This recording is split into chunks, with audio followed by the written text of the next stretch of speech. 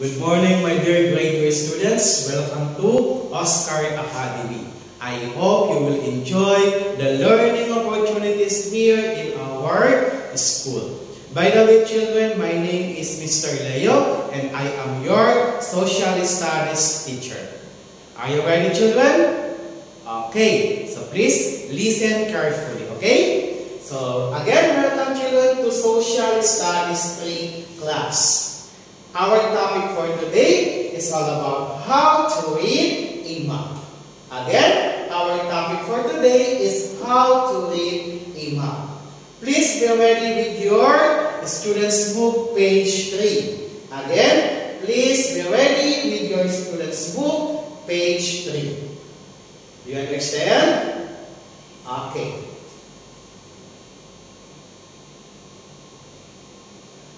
So we have two objectives for today's lesson, children. So at the end of the lesson, you should be able to, number 1, identify the keys of a map. Identify the keys of a map. Next objective is locate the symbol in a map of a real place. Locate the symbol in a map of a real place. So these are the two objectives for today's lesson. Okay, let's proceed to our keywords for today. So, look at this picture, children. What can you say about this picture? Okay, very good. So, this is a map. Okay, let us read the word. Okay, very good. It's a map. Okay, what is a map, children? Map is a simple drawing of a real place. Okay? Map is a simple drawing of a real place. So this is a sample of a map. Okay? So this is a simple drawing of a real place. So the word is, what do we call this one? Okay, very good. This is a map. Okay, next. Okay, read the word. Okay, very good. Map key.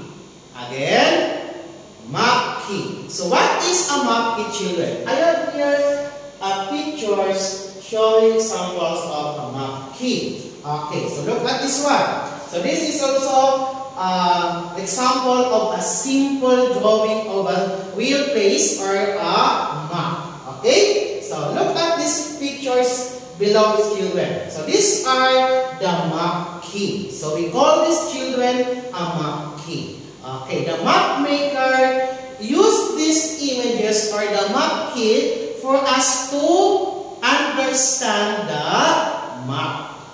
Okay, so what do we call this? Okay, so these are the map key or the symbols. Okay, so another picture of a map key. Okay, so these are also, children, an examples of a map key used by the map makers. Okay, so like for example this one. Okay, it represents mountains. Okay, what about this one?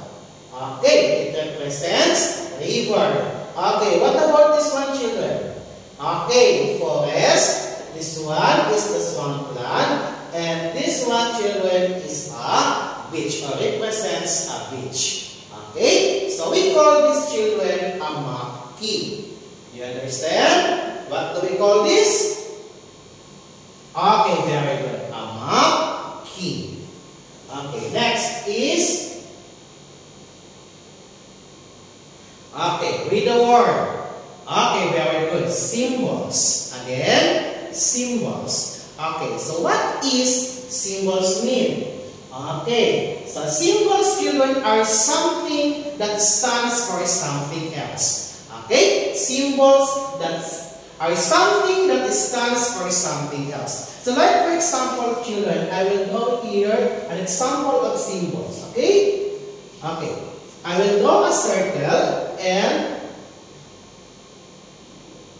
I will draw a car here. Okay, like for example, this is a card. Okay? So what does it mean, children? This is an example of symbol. Okay, very very good. No parking. Okay. It means no parking. Okay. So this is the example of a symbol. So I have here another examples of symbols, children. We call this weather symbols. Okay? So we call these children weather symbols. Okay. So like for example, this one, children. What do we call this? It symbolizes what? Okay, very good. It symbolizes a sunny day or a sunny skies. Okay? What about this one? These are what? Okay, these are the clouds. Okay, so it symbolizes what? Okay, very good. It symbolizes cloudy. Okay? What about this one, children? Okay, it represents thunderstorms. Okay. What about this one? A dark clouds. Or a dark cloud. Okay, very good. It's a fog. Okay. What about this one?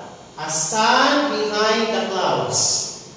Okay, very good. It's a partly cloudy. Okay. What about this one, children? Okay, very good. It represents windy. And a clouds with the drops of water. Okay, it's a rain or a rainy day. And this one represents snow. Okay, so these are the examples, children, of our weather symbols. These images represent something that stands for something else. Okay, you understand? What do we call these, children? Okay, very good. These are symbols. Okay.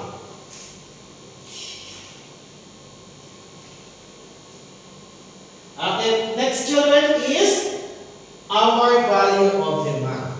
Okay, so our value of the month, children, is responsibility. Okay? What is our value of the month? Okay, very good. Responsibility. Okay? So what is responsibility, children? It is the state or fact of having a duty to deal with something or of having control over someone. Okay, so that is responsibility. So responsibility, children, is based on the title which has been given to you. Okay? You can identify your responsibility through that title. So like for example, your teacher gives you a group work. Okay? And your teacher assigned you to be a leader of the group. So what will you do? Be a responsible leader. Okay? You have to know what to do as a leader. Okay? Lead your members responsibly so that you will have a positive output from your group. Do you understand? So as a students also, you have the responsibilities here in our school, in your family. Okay, so here in our school, one of your responsibilities is what? Follow the rules and policies of the school. Follow the classroom rules. Like for example, raise your hand if you have something to ask to your teacher. Listen to your teacher when he or she is rendering her lesson or his lesson. Okay? So those are your responsibilities as a student. Okay? Or as a student. Do you understand? Okay, so all of us must be responsible enough in our lives. Okay? So what is our value of the month, children? Okay, very good. Responsibility.